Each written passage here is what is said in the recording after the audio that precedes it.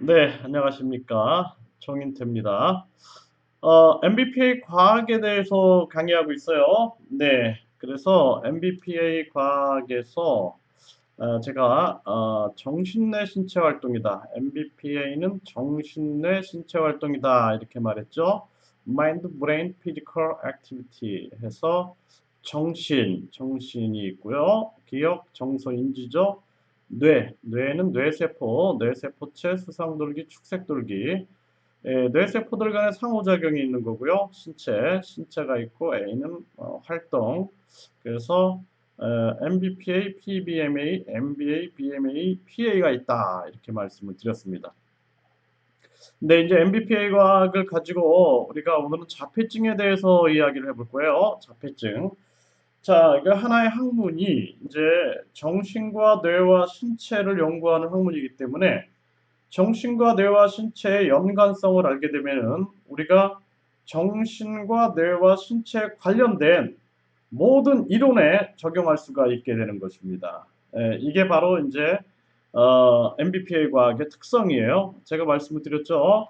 네, 자폐증에 대한 경험적인 해석. 네, 제가 이제 그 자폐증 아동들을 한 뭐 2만 명 이상을 제가 임상을 했고 그 아동들 부모님들을 상담을 하고 발달 검사를 했습니다. 그래서 이 아동들에 대해서 이제 임상을 하면서 그러면서 이 아동들의 문제가 뭐고 그리고 재활을 어떻게 해야 하느냐 이런 거를 연구를 했죠. 그래서 이런 부분들을 여러분들께 알려드리겠습니다.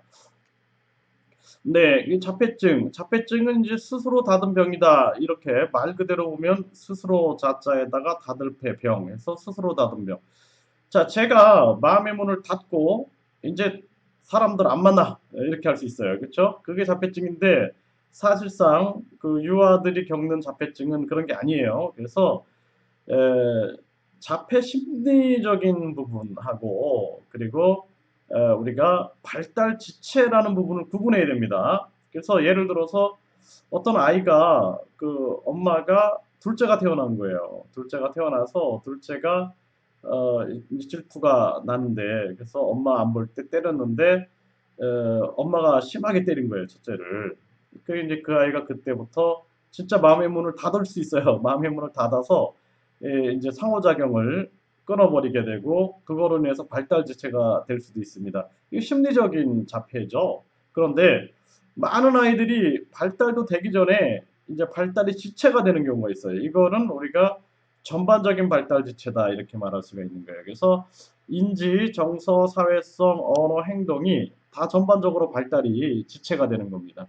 이 전반적 발달 지체가 되는 거죠. 생각이 7살인데 뭐 12개월 정도에 머물러 있고 또 뭐 정서도 12개월 정도에 또 뭐 사회성도 그렇고 언어도 그렇고 행동도 그렇고 이런 것이 전반적인 발달의 지체가 나타났다. 그러면은 우리가 이 전반적 발달 지체다 이렇게 볼 수가 있는 거예요. 그 다음에 두 번째는 발달 불균형이 나타나는 거예요. 그래서 이 아동들이 발달이 진행이 돼야 되는데 이 인지, 정서, 사회성, 언어, 행동이 균형 있게 발달이 되는 것이 이상적인 발달인 거예요. 그래서 나이가 7살이면 인지, 정서, 사회성, 언어, 행동이 똑같이 7살 수준으로 발달이 되어야 되는데 인지는 7살인데 정서는 12개월이다. 그러면 이제 발달의 불균형이 나타난 거죠. 그렇죠? 왜 그럴까요? 왜 그럴까요? 그러는 이유는 이게 이제 우리가 어렸을 때 어린이들이 영양을 골고루 섭취하듯이 인간의 발달도 인지, 정서, 사회성, 언어, 행동이 골고루 발달될 수 있게끔 아이들을 해줘야 되는 거예요. 그게 뭐냐면 사람과의 놀이입니다. 사람과의 놀이.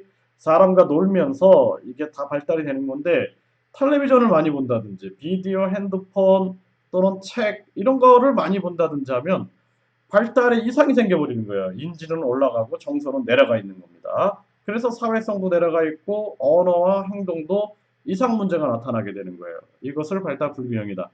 이상 발달, 예를 들어서 비디오를 많이 봤어요. 핸드폰, 텔레비전을 많이 봤어요. 영상 매체에 노출이 많이 됐습니다. 그러면은 영상 매체에 아이가 과도하게 반응을 보이는 거예요. 그러니까 사람의 행동, 사람의 눈빛, 사람의 표정에는 관심이 없고 거기에 관심을 많이 보이게 되는 거예요.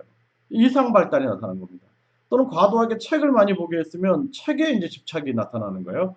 책 또는 그림 또는 뭐 과도하게 그림을 많이 또 시켰다 그러면 그림에 집착이 나타나는 겁니다. 음악을 많이 듣게 했어요. 그럼 음악에 이제 집착이 나타나게 되는 거예요. 이거 이상 발달입니다. 이상 발달. 이건 재능이 아니라 이상 발달인 거예요. 내가 관심을 갖는 거와 발달이 되는 과정에 과도한 자극으로 인해서 이상한 반응이 나타난다. 이건 이상 발달로 봐야 되는 거예요. 그래서 여러분들이 이 자폐증이라는 측면들을 전반적인 발달의 지체가 나타났고 발달의 불균형, 이상 발달이 나타난 현상이다. 이렇게 보시면 됩니다. 그 서번트 증후군 어떤 재능을 보이는데 전반적인 발달이 지연되어 있다. 이것도 마찬가지죠. 이것도 하나의 발달의 불균형 모습 또는 이상 발달의 모습일 수 있는 거고요. 그리고 아스퍼거 증후군, 뭐 다른 발달의 뭐는 이렇게 잘 진행이 되고 있는데 특히 이제 언어적인 측면에서 보면은 좀 그 이상한 현상들이 좀 나타난다. 예, 근데 그것도 우리가 분석하고 들어가 보면은 이 정서적인 측면이 많이 발달이 안 된 경우가 되게 많아요. 그래서 이런 부분들을 발달 불균형이다, 이상 발달이다 이렇게 볼 수가 있는 거죠.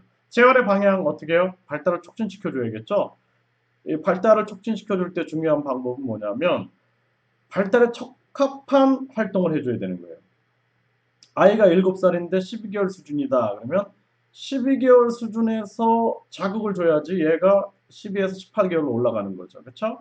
발달의 균형을 맞춰줘야 돼요. 이상 발달이 나타났어요. 인지가 72개월, 그 정서가 12개월이다. 그러면 정서를 끌어올려줘서 이 균형이 되게 만들어줘야 되는 거예요. 이게 발달 균형이라는 얘기고요. 이상 발달을 교정한다. 아이가 영상 매체, 핸드폰이라든지 뭐 이런 뭐 스마트폰이라든지 각종 컴퓨터라든지 영상 매체에 과도하게 이상 반응을 보인다. 집착을 보이고 그걸 안 보여주면 울고불고 야단을 한다. 이러면은 이 아동은 그걸 먼저 차단해 줘야 되는 거예요. 그래서 그 현상이 사라지게끔 만들어 주지 않으면 평생 이제 가야 됩니다. 이렇게. 그래서 많은 부모님들이 이런 걸 끊어 놓으니까 아이가 막 금단 현상이 일어나 가지고 머리를 박고 막 피가 나는데도 소리를 지르고 이런 모습이 나타납니다. 이거 끊어 주지 않으면은 이 문제를 해결하기가 어렵습니다. 그래서 이런 이상 발달의 교정이 이루어져야 된다. 이게 굉장히 중요한 부분이에요. 그래서 여러분들이 자폐증으로 고통받는 가정들이 많은데 저한테 질문을 주세요. 그러면은 블로거라든지 유튜브 그리고 페이스북에서 제가 답변을 해주고 상담을 해드릴 수 있습니다. 여러분들 자폐증 네 아주 그 어렵고 힘든 문제인데 이 문제를 MBPA와 함께 상담을 하시길 바라겠습니다. 네 감사합니다.